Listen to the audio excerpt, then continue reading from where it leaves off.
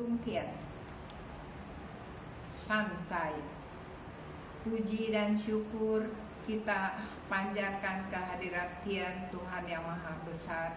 Pada hari ini kita bisa berkumpul kembali di litang suci ini untuk mengikuti kebaktian. Dalam rangka memperingati Hari Kemerdekaan RI yang ke-75, kami bawakan peran perempuan Konghucu di era kemerdekaan. Wujud bersyukur dalam bentuk usaha nyata memajukan bangsa dan negara. Marilah buka Bingcu 1B pasal 15 sub 3. Sebaliknya, ada pula kata-kata tanah air harus dijaga dari generasi ke generasi, tidak boleh ditinggalkan sekedar pertimbangan pribadi. Bersiaplah untuk mati, tetapi jangan pergi. Para tocin sekalian, dalam ayat ini Bingcu telah memberikan kita pagar-pagar bahwa negara harus dijaga dari generasi ke generasi. Berarti kita sebagai warga negara Indonesia juga harus ikut berpartisipasi di dalam pembangunan negara kita ini. Bagaimanakah caranya? Tentunya kita harus juga mengikuti program pemerintah sekarang ini. Dalam program pemerintah sekarang ini, di dalam masa pandemi ini, telah diselenggarakan pelajaran online. Bukan berarti anak sekolah tidak ikut belajar. Anak sekolah tetap belajar berdasarkan kelas-kelasnya sendiri. Ibu-ibu juga harus punya peran aktif di dalam pendidikan anak-anak. Anak-anak yang masih kecil harus didampingi terus-menerus. Anak yang lebih besar barangkali bisa dengan mandiri. Dan bagaimana caranya ibu-ibu dan bapak-bapak juga harus juga ikut berpartisipasi. Pendidikan bukan hanya dari sekolah, pendidikan juga bisa dari rumah. Peran orang tua juga sangat penting dalam pendidikan anak-anak, karena di dalam pendidikan sekolah hanya sebagian. Di dalam masyarakat, orang tua juga punya peran aktif untuk mendidik anak. Para tocin sekalian, di dalam Tizekwe yang ada di dalam agama kita itu sangat baik, dan kita juga jangan lupa juga mendidik anak-anak kita tidak hanya di dalam Tizekwe, ada juga harus mencakup semuanya. Jangan juga terlalu memanjakan anak-anak, karena memanjakan anak-anak pada waktu-waktu yang lalu sudah ada banyak sekali contohnya. Anak-anak kalau dimanjakan tidak akan menjadi anak yang mandiri, tidak akan menjadi anak yang bijaksana. Makanya ibu-ibu, bapak-bapak, anak-anak jangan lupa juga dibawalah untuk sekolah minggu.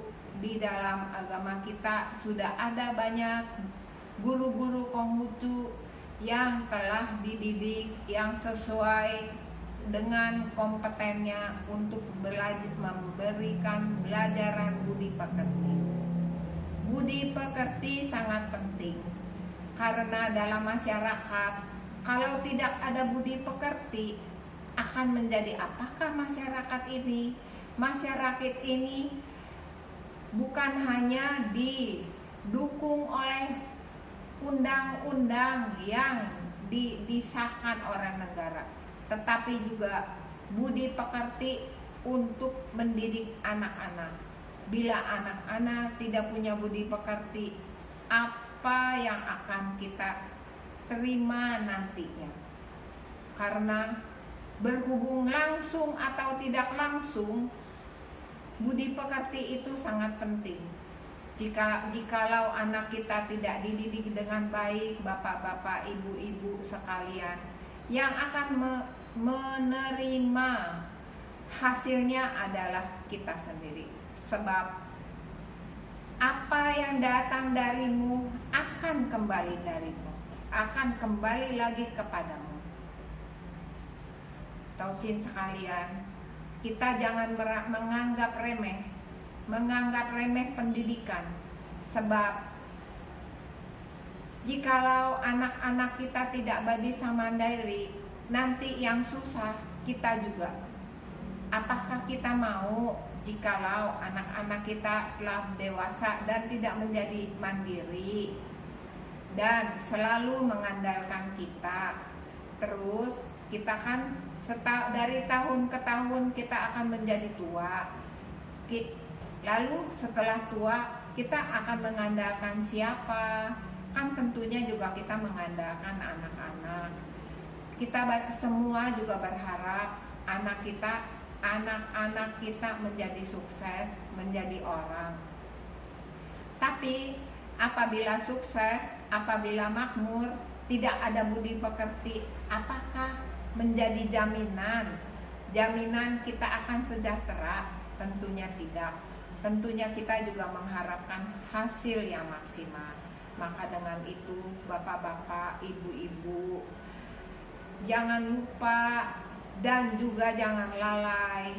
Sebab sekarang teknologi sudah sangatlah maju. Banyak acara-acara yang diselenggarakan di online. Nah, dengan online itu bukan berarti kita yang sudah dewasa, tua dan tidak perlu belajar lagi. Bukan juga. Sebab di dalam ajaran Konghucu juga belajar selalu dilatih, bukankah menyenangkan? Jadi artinya kita walaupun sudah tua juga harus belajar. Belajar dari mana? Dari orang-orang kita sekitar. Jangan jauh-jauh kita. Contohkan di HP. Di HP juga kita harus belajar. Belajar bagaimana membuat akun Facebook, akun Zoom, untuk mengikuti seminar, web seminar sekarang lagi ini. Kalau kita tidak belajar berarti kita telah ketinggalan zaman. Karena dalam dunia yang pasti adalah perubahan itu sendiri. Kalau kita tidak mau tidak mau belajar, kita akan dilindas oleh zaman. Memang tidak semua teknologi baru itu baik, tetapi alangkah baiknya Bapak Ibu juga mendampingi anak-anak dalam memakai HP. Sebab di dalam HP itu juga banyak hal-hal negatif yang Bapak Ibu harus perhatikan. Jangan sampai kita lalai, karena jikalau kita lalai, hasilnya nanti kita yang terima. Juga di dalam pandemi ini, Bapak Ibu sekalian, tidak bosan-bosannya kita bersama-sama saling mendukung, saling menghimbau. Jangan lupa memakai masker, selalu bawa sanitizer kalau di luar. Jangan lupa cuci tangan, dan juga sebisa mungkin tidak menghadiri kerumunan-kerumunan yang bisa menyebabkan pandemi yang akhirnya akan menyusahkan kita semua, yang susah kita semua. Karena seperti yang di dalam berita belakangan ini, COVID ini bisa menular. Kalau sudah menular, bukan hanya kita saja yang kena, juga orang keluarga kita, orang sekitar kita, semua akan merasakan susahnya. Baiklah, kita jangan lalai. Selalu ingat cuci tangan, pakai masker, hindari kerumunan. Jadi kita telah membantu pemerintah dalam hal kesehatan. Demikianlah uraian singkat ini.